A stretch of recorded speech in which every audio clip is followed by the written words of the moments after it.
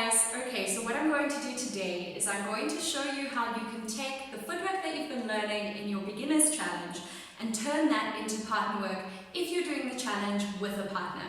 So you're both going to learn how to do the footwork in the classes, and what we're going to do now is I'm going to just turn that around and show you with a partner, first of all, how to hold your hands and your arms in your frame, which is very important for communication, and second of all, what the basic step looks like if you're a lead or if you're a follow.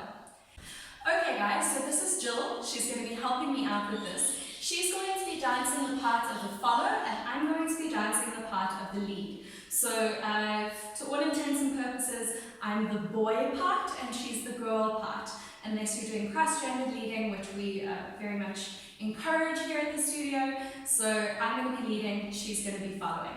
So the first thing that you need to know when you're doing your basic steps with a partner is, first of all the basics that you've learned up until now stay absolutely exactly the same. So for salsa, when we're doing our salsa basic step, if we face each other, obviously from here we can't both go forward on the same number on our left feet. Because if we both go forward on one, we're going to collide with each other, we're going to be moving into the same space, it's a problem. So the rule is, always when we're facing the front and when we're learning footwork, we're technically learning it on the boys' count, which means the guys are going to be going forward on their one foot and the girls are going to be going backward. Now ladies, please bear in mind, nothing that you're doing is going to change. You're still following those two simple rules. Number one, you go forward on your left. Number two, you go backward on your right. You're just swapping them around. So when I go forward on my left foot, you're going to go backwards on your right foot, and vice versa. So if we get our one foot ready, if we're facing each other, if I say get your one foot ready, I'm going to pick up my left heel, she's going to pick up her right heel. And we're just going to do some basic steps like this. So I'm going to count us in, 5, 6, 7, 1, 2, 3, 5, 6, 7, 1, 2, 3, 5, 6, 7, 1, 2, 3, 5, 6, stop. Good job. So you can see that we're just mirroring each other. When I go forward, she goes back. When she goes forward, I go back. So when we start doing different kinds of basic steps, like side breaks and back breaks, which we're going to be doing over the next couple of weeks, the rules apply. They're exactly the same. Everything that you learn in your footwork classes are going to apply regardless of if you're dancing with a partner or without one. But if you're dancing with a partner, you're always going to be mirroring him. So for example, if I do a side break from here, I'm going to go on my left foot first, 1, 2, 3, and she's going to go on her right foot. Same on the other side, 5, 6, 7. So always when we're doing our basic steps, she's just following along with me. Now most of the basic steps that we're going to do in this series, we're going to have a very passive lead, which means that you're not actually going to lead her to do much of anything.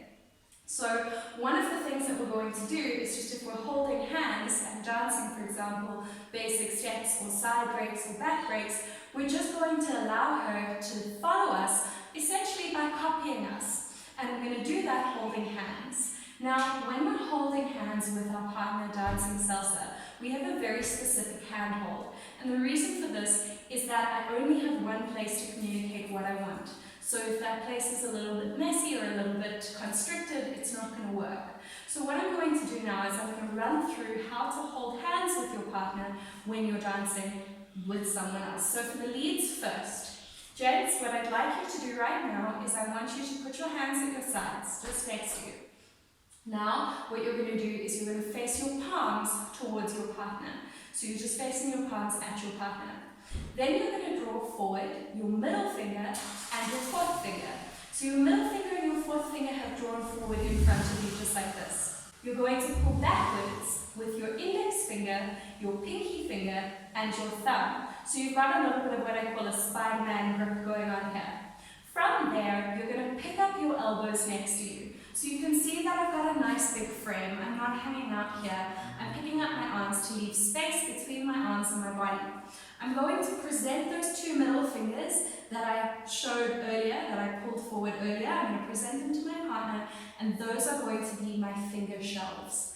Okay? So I'm standing here with finger shelves waiting for my partner. Guys, just wait here for me. Ladies, you're going to follow Jill. You're going to put your hands flat at your sides. You're going to turn your palms to face the back of the room. Turn your knuckles inwards to face your partner. Then you're going to pull forwards with your index finger, your pinky finger, and your thumb until your middle finger and your fourth finger are sitting out behind your other fingers. Okay? Now you're going to pick up your arms from your elbows, leaving your fingers facing the ground. So if you can see, you're opening up again, leaving some room between your body and your arms into a nice little diamond shape with these two little paws almost sitting in front of you. Now what we're going to do when we face each other, you're just going to hook those middle finger and fourth finger, you're going to hook that over his middle finger and his fourth finger, so we have a nice constant connection. So I don't want to hold my partner's hands. You can see here, I've got what we call pistol grip, right? Or Spider-Man grip. I'm just relaxing my index finger underneath her hand, but I'm connecting third and fourth, and she's connecting third and fourth fingers over the top. Make sure, everybody, that your pinky finger is inside the handhold. Don't let your pinky finger sit outside the handhold, because that's a good way to break a pinky finger. So make sure that it's inside the handhold. And now, one of the most important rules about being in this connection is that it's not a hold, which means I'm not going to place any fingers or pressure or anything on the top of my partner's hands ever. So I'm not going to press down with those fingers. I'm going to make sure that my thumbs stay away. I'm not going to do this either because that's cheating. I'm going to make sure that we're connecting only from the undersides of our fingers and not from the top. Now the ladies, the same goes for you. You're not going to put your thumb down and go into a little crab claw here, holding your partner's hands. Essentially what we want is we want free range to move around and turn our partner without ever having to change our handhold. So that's what we're looking for. The second we're holding each other's hands like this, now I have to change every time I want to do a turn. And it becomes quite difficult and annoying for both you and your partner. Also, don't forget, both of us have lots of little tendons and bones and ligaments over the top of our hands that if you put too much pressure on them, it can be painful and it can make for a very unpleasant dance experience. So we want to keep that connection underneath the handhold. Once we're connected, make sure that your frame is nice and wide on either side. Nobody's got their arms sitting between their body. So pick your frame up and let's do some basics from here. Get your 1 foot ready. 5, 6, 7. 1, 2, 3. 5, 6, 7. 1, 2, 3. 5, 6. Good job. Remember what I said, this lead is going to be passive when you do side breaks, forward breaks, back breaks, things like that. When you're just doing basic steps, you have a very passive lead, which means that you're not actually picking your hand up. If I want to turn my partner or do anything, I'm going to pick my hand up, I'm going to give her instruction, I'm going to tell her where to go, but obviously now we're not doing that because we're just doing basic steps.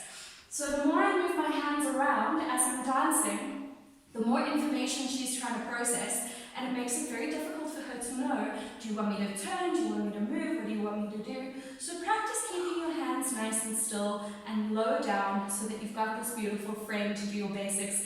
And then as I say, keeping it very passive, going from basics into side breaks, for example, 1, 2, 3. I'm just going to bring her with me, I'm not even going to really move my arms. I'm just going to make sure that my arms are staying with my body, and that's going to give her all the indication that she needs to change her basic step.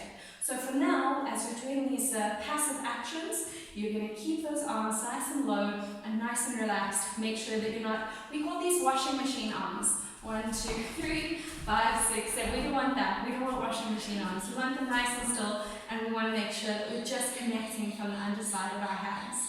So that's all you need to know really to turn the first few weeks of this course into partner dancing.